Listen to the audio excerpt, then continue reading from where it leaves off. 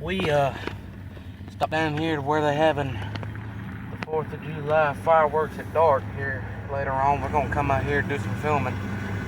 But we just found out that the police radios that they have now is $9,000.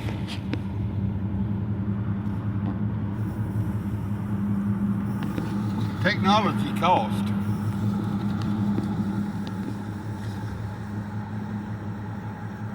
Yeah, $9,000 for a handheld device to communicate with.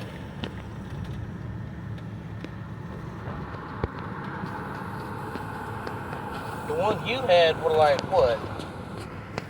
$900. $900 when you worked in Memphis? Yeah. $900. Yeah. They've had a price increase. Oh me. But I mean, you know, it's the way of the world. I mean, you know, the things that radio can do are, you know, is really cool. And I mean, kind of the fact that he's where he's at, you know, he needs all the help he can get. Concerning the fact that there's days where he's the only officer on shift. Yeah. And for those of y'all that don't know, in Nowhere, West Virginia, they have one chief of police. One officer. They got one officer. And that's it. And that's it. There's no patrol unit. There's a patrol unit. There's a patrol. Well, you couldn't. There's one. You couldn't really call it a unit, okay? Because, I mean, a unit is like 30, 40 guys in most departments. Well, That's just one guy. I mean, most shifts has got, you know, 7 to 12. Yeah, 7 to 12. Their patrol unit only had one guy. You can't really call that... You call the unit the collar. You can't really call that a patrol unit. Yeah, but see, the patrol unit is the collar.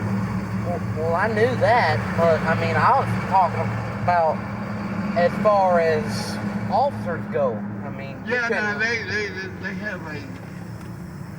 They have kind of like going to Mayberry. They have a shortage.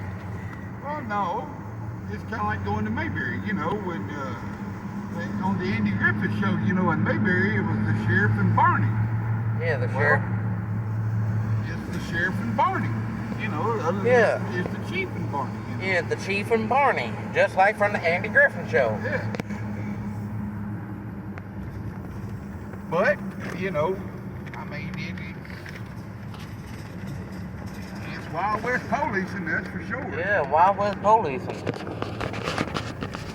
mean, you know, don't come here thinking that it's soft because, you know, you get your head split. Yeah.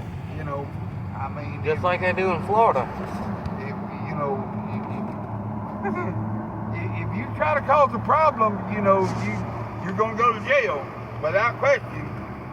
You know, if you spit on one of them or you're going to get your head, you're going to go to the hospital, then you're going to go to jail. If you run from them, you're going to go to jail tired. Yep. Because they're going to run you down. You try to pull a knife or you shoot at one of them, pull a gun, their family's going to know where to come pick you up at because they will kill you graveyard dead. Kill you. I mean, so, you know, think about all that when you come here because, you know, these some corn-fed boys and they don't play no game. Yeah. If you come here messing with them, you know, it's a bad day, you know. Bad day in Taterville. Yeah.